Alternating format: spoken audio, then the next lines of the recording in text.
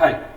So let's go through the slideshow, the marketing starter series. This is for particularly for brands, brand and founders who are just starting out and who have started with an e-commerce brand with less than 1 year into operation.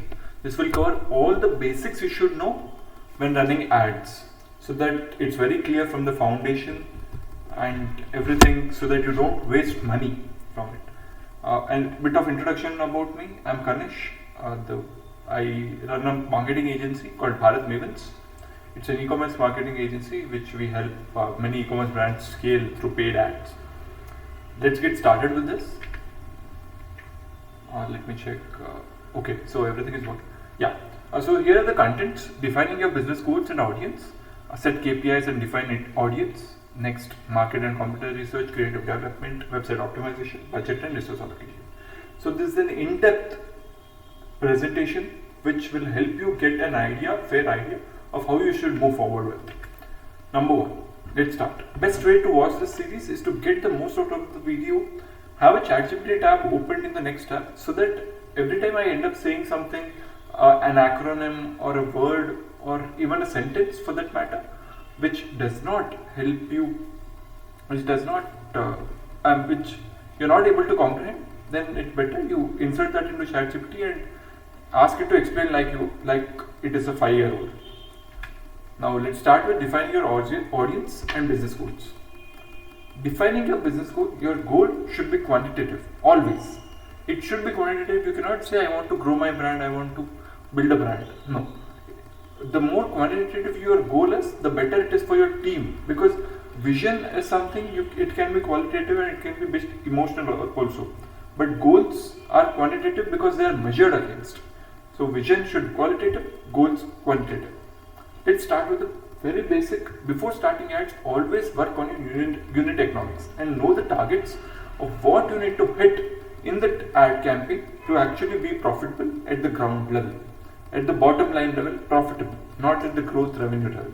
Let's get started how this works. So first, insert your average order value. This is a calculator basically. Then this is the cost of delivery, which includes your average cost of goods sold. It can be 40% of your average order value or 20% up to whatever it is. Shipping and packing fees. The symbol you see, it is INR, which is Indian rupee. You can insert anything else. Then transaction or payment fees and return rate. Return rate I have taken it for example sake as 0. You can insert as per yours.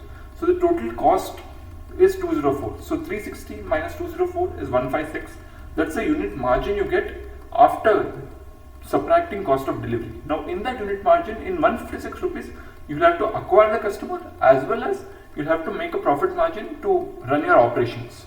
So let's say your net target is 50 rupees, which means you have got 106 rupees to acquire customer. So 106 should be the target of your CAC, and blended ROAS target for that 106 should be 3.40, considering your average order value is 360.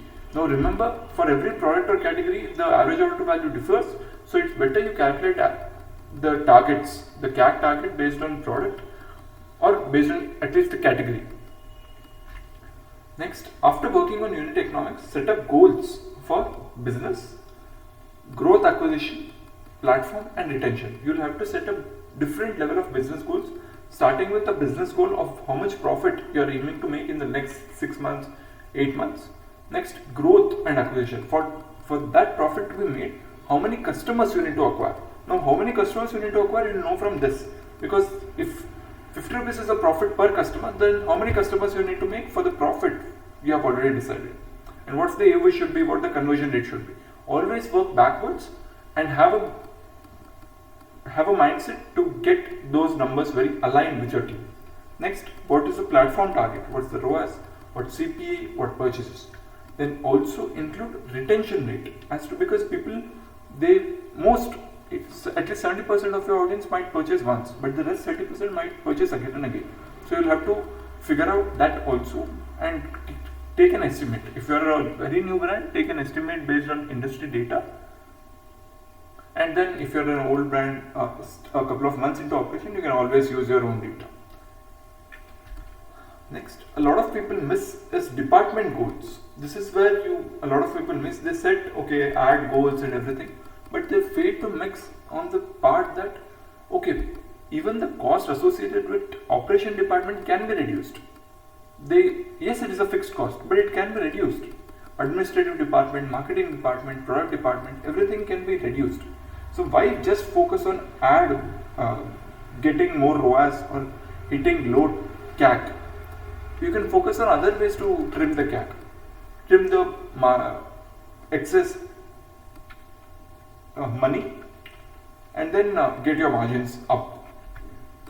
Mistakes in defining business goals: set goals based on quantitative data, setting qualitative goals, work from bottom up approach, which has more uncertainties.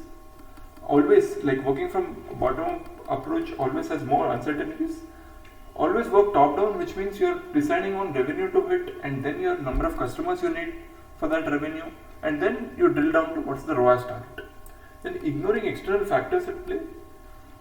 When you're a sizable brand, you'll have to see that there are external factors at play which is uncontrollable for the brand, which is regulating the supply and demand. So you'll have to figure out that also. Because some brands have a best period in Q4, but some brands have it Q1. So you'll have to think about the external factors. Then setting goals for non-marketing and non-advertising department is often missed. Neglecting measurability and milestone metrics. Weekly reviews are a must. Ignoring SMART criteria, SMART being your goal should be specific, measurable, achievable, relevant, and time-bound. Relevant in the sense by taking up external factors. Hard realities of e-commerce, I'll make it very clear.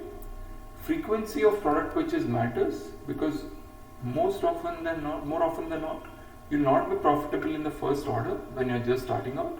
So frequency of the product as a category matters, but you need to understand how the category is. If you are into a mattress category, people will not buy for 5, 6, 7 years. So you cannot be making more profits. So you will have to make profits in the first purchase. But if you're in a CPG category, beverages, then you can always make more profits in the second purchase, third purchase. Then ROAS decreases as you scale, so there is nothing to worry about. Instead, you need to focus on how best I can get more customers while still being profitable. All products aren't for ads. This is a very critical thing. Don't try to advertise all products. Treat a couple of products as a doorway to introduction of your brand, and then in the retention, you can always get them to increase and decrease, buy more. Then growth happens always outside the ad account, because inside the ad account you are just analyzing data how it is.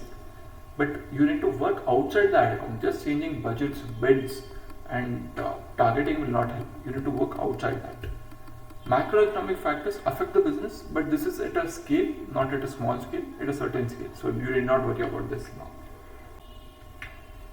Okay, so now that we have got started, let's go to section 2, market and competitor research. Let's start. Guidelines in research.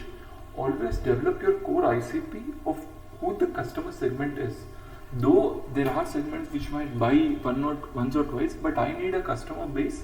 You need to create a customer base which will buy most often, and whose pain or want you are trying to solve with your product. That's your core ICP. Then your competitor's weakness with customers' unmet need is your opportunity to position.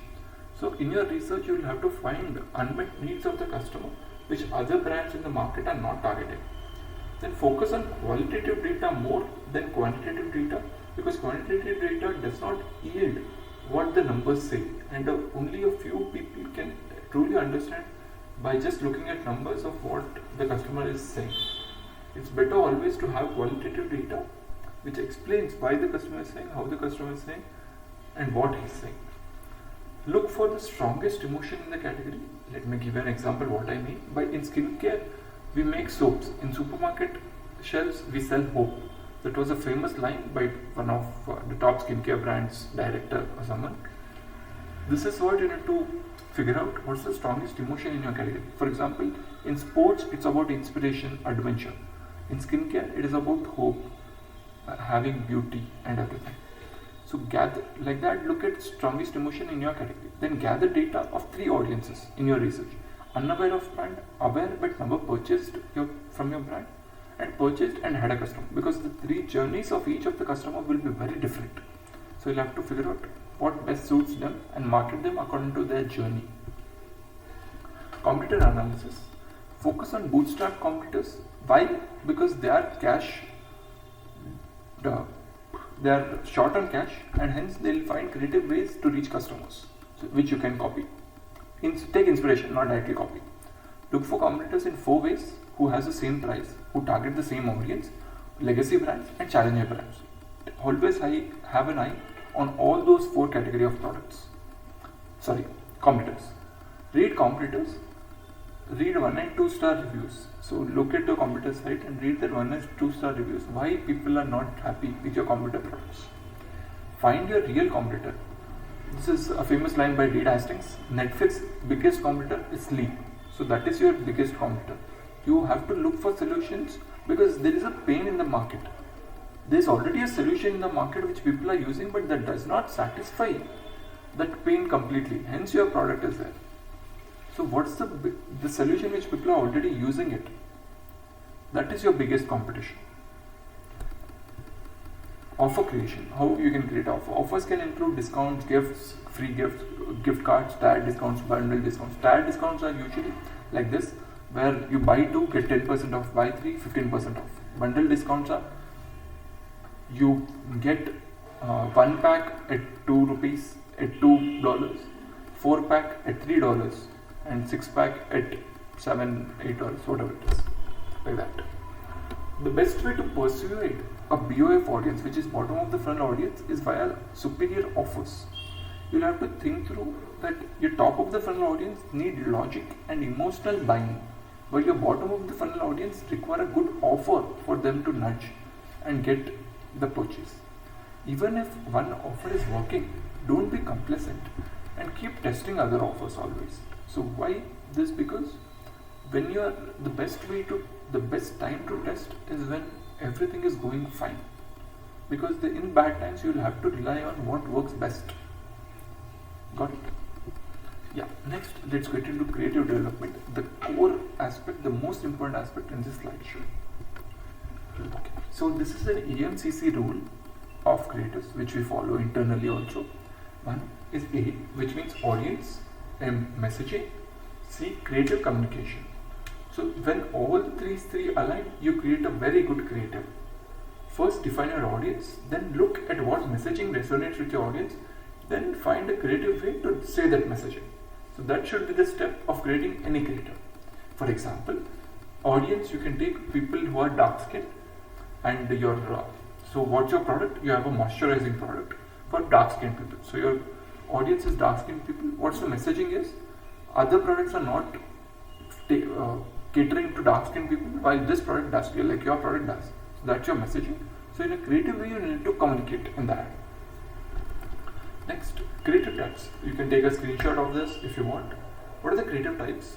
Brand unaware. You need to target 3 customer journeys, which we discussed a couple of minutes back. Brand unaware audience, brand aware audience, and existing customers. To target brand unaware audience, you'll have 3-point benefit, category monster. 3-point benefit, you have a product and explain 3 benefits of your product. Category monster, you call out on what big brands are doing wrong and they're using fake, bad ingredients, then harming the environment. You call out that. Good for nature. Image, calling out the pain, like you directly hit the pain. Carousel, explaining key features of your product. Here key features are not any random features, but very differentiated features which are not available in the other products in the market.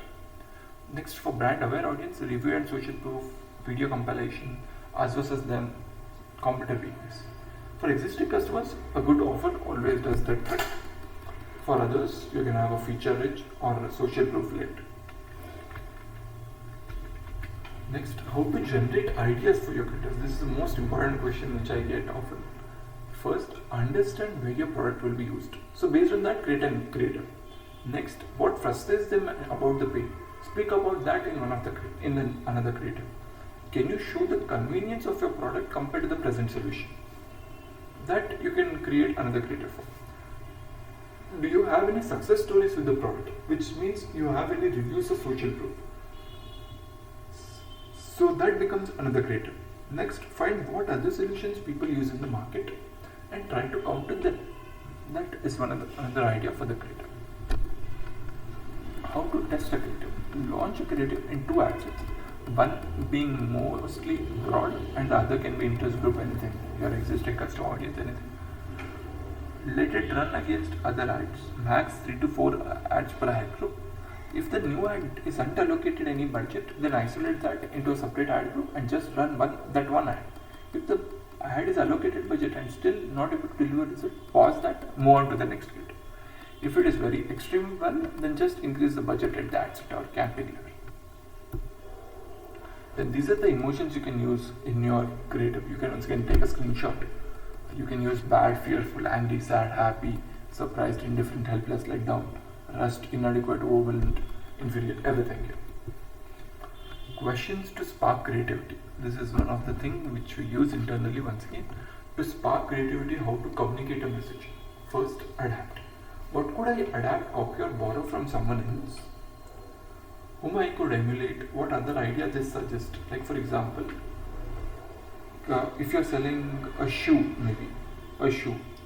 So you can have an idea that what would shoe think when I put the pressure of my foot on that.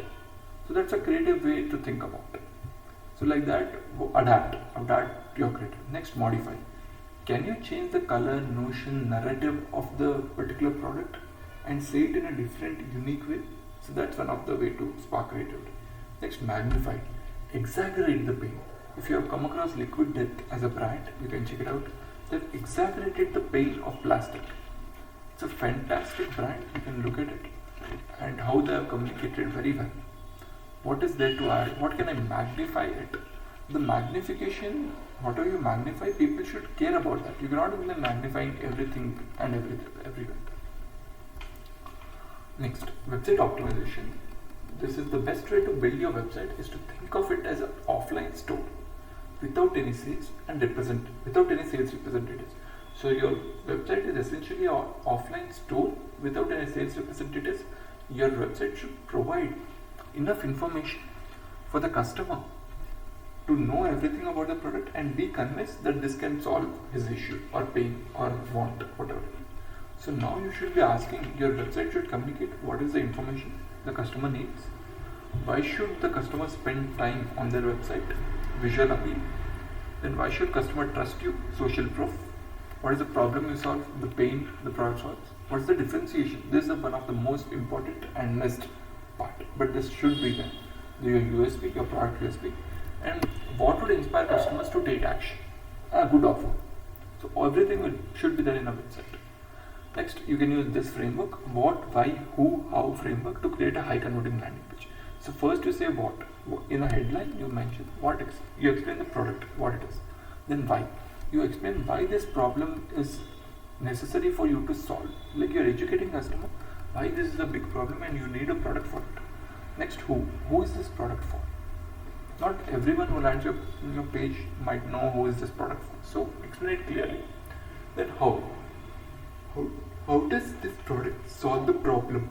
You need to explain clearly, because there are people who want to drill down everything what they buy and know how it works for them to trust the brand. So do that. So this way you're catering to every category of customer who either skim the page and just buy the product fast, or then there are some research-oriented customers who deeply research about your product on the website and then buy. So your landing page now caters to both. This is the structure you can use, which I have used internally. How it works. You can take a screenshot. Headlines and product image, a short pointer description, like that. Next, budget and resource allocation. So for this budget plan, you can have it like this. Important dates. Date of break-even. That should be in your budget plan as to when you are trying to achieve the target, the CAC target you have set. Then break-even, that is what should be your target be. Break-even is usually 1 by gross margin, like 1 by, usually it's 60-70%. So 1 by 60% is 1.4, 1.5. So consider that. Ranges from 3 weeks to 45 days. Like a date of break-even can anywhere be from 3 weeks to 45 days, but The earlier the better. Then the date of second purchase. Look at the category of average of your second purchase. For example, if there is a 30-day 12-pack CPG beverage, then on the 31st, 32nd day, you should be sending an email for them to refill the CPG product or whatever they have bought, the beverage can or anything. So like that, you need to know two dates. One is break-even date and the date of second purchase. Then what budget to start with? This is the most asked question. So the steps are: find your average CAC, that is your unit, the target which you set in the first section. Then multiply that CAC into 50 by 7. That's the budget per ad set. One ad set should have maximum 5 ads. So accordingly, raise your budget. Now, why we need to multiply 50 into CAC? Because Facebook suggests that it needs 50 conversions per week per ad set for it to get out of learning phase. So we are just doing a backward math here and getting the budget.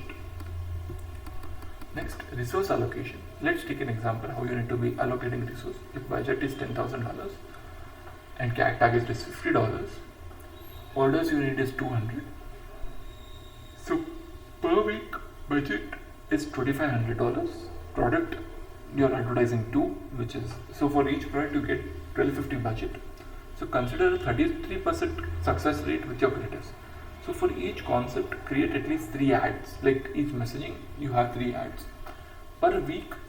Concepts to test, you can test up to 3 concepts based on this. These are all speculation which you are setting, and this is just an example. And then work backwards.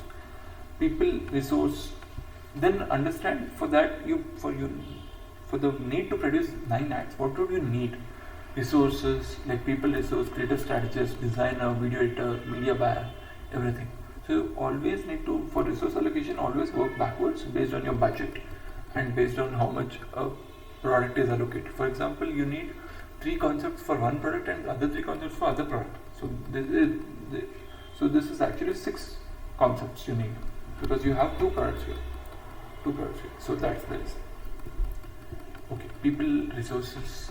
These are resources, which is designer, video editor, shoot, like video editor and the shoot, videographer, and then media buyer. So thank you. Hopefully this was helpful. This is start of a marketing starter series of what you need to before ads. I have 2 more editions where I'll be discussing on what you need to be doing when running ads and post that also. Like once your ads are nailed down and what you should be doing. Hopefully this one you found it valuable. Please share it with your team. It would be helpful if they find it valuable, or any other colleagues of yours who are just starting out. Thank you.